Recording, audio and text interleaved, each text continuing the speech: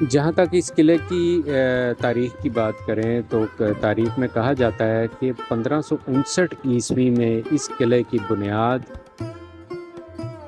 یوسف رضا چک نے رکھی، کیونکہ اس وقت یہ مظفر آباد نہیں کہلایا جاتا تھا، اس کا نام مظفر آباد نہیں تھا۔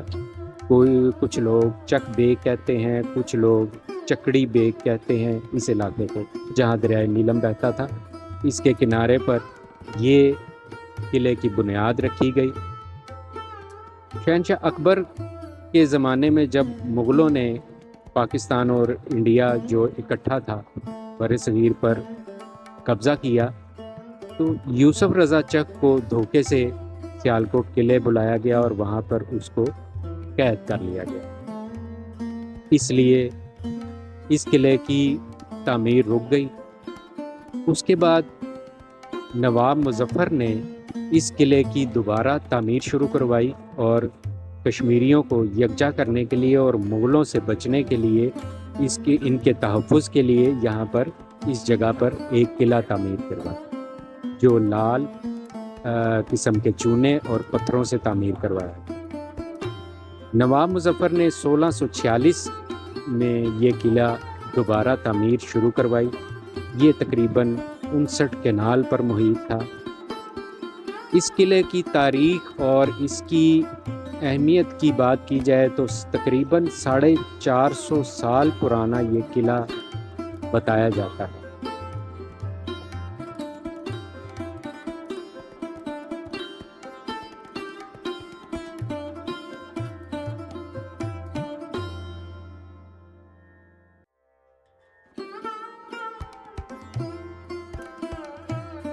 قلعے کے باقی حصوں کی طرف جانے سے پہلے آپ کو ایک گزارش کرنا چاہتا ہوں کہ اگر آپ کو میری یہ کاوش پسند آ رہی ہے تو میرے چینل کو سبسکرائب ضرور کریں اور بیل آئٹم ضرور دبایا کرو۔ کمنٹ سیکشن میں اس ویڈیو کے بارے میں ضرور کمنٹس کریں کہ آپ کو کیسی لگی۔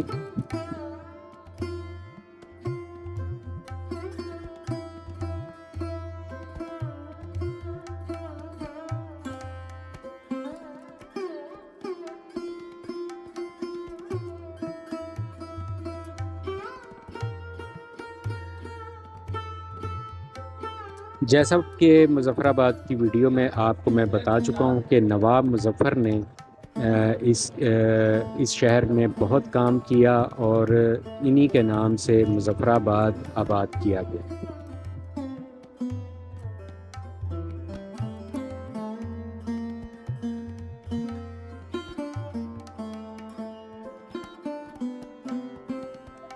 اور 1758 میں جب مغلوں نے کشمیر پر بھی قبضہ کر لیا تو اس کی باقی تعمیر کا انتظام انہوں نے اپنے سر لیا۔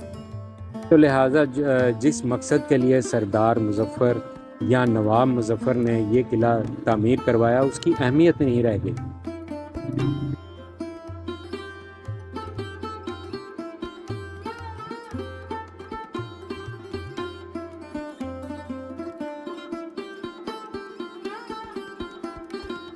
کہا جاتا ہے کہ 1928 تک یہ دفاعی مراکز کے طور پر یہ کام آتا رہا۔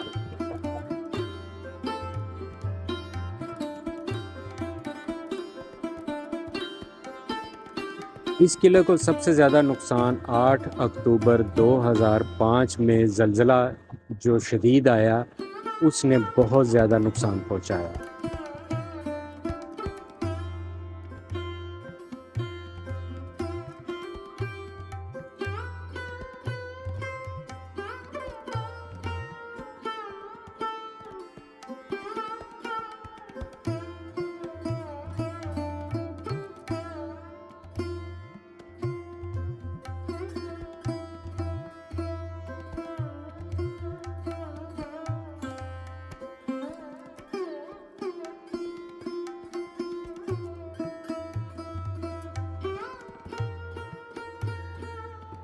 لال قلعے کی اوپر جب برجی کی طرف جائیں تو وہاں پر آپ کے سامنے تیر اندازوں کے لیے ایک حصے بنائے گئے ہیں جہاں پر بیٹھ کر تیر انداز اپنے دشمنوں پر تیر پھینکا کرتے تھے۔ اس کے ساتھ ہی دریائے نیلم بہہ رہا ہے جو قلعے کے 3 اطراف میں گھوم کر دریائے نیلم اس کے ساتھ بہہ رہا ہے۔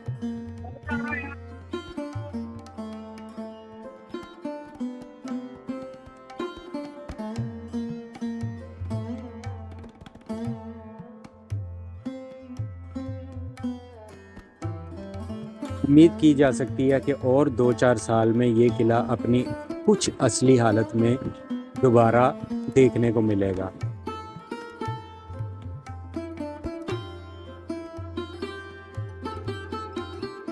اس کے ساتھ ساتھ آپ کو یہ کمرے نظر آ رہے ہیں کہ جو دشمن کی نگاہ سے بچ کر توپچی جو تھے وہ ایک دوسرے کے کمرے میں آیا جایا کرتے تھے۔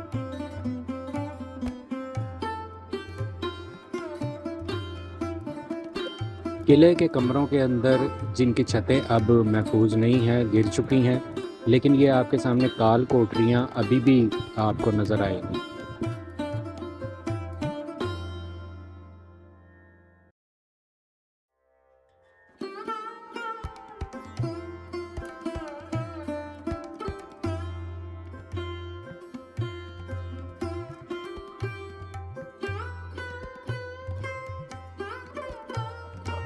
ایک زمانے میں یہاں سرنگیں تھیں اور کال کوٹریاں بھی تھیں، لیکن اب جو وہ بچی کچی جگہیں رہ گئی ہیں وہ آپ سے میں شیئر کر رہا ہوں۔ اور کسی زمانے میں یہاں سیاحوں کے لیے بیٹھنے کے لیے بھی بہت سی انتظامات کیے گئے تھے، لیکن اب یہ دوبارہ سے رینیو ہو رہا ہے۔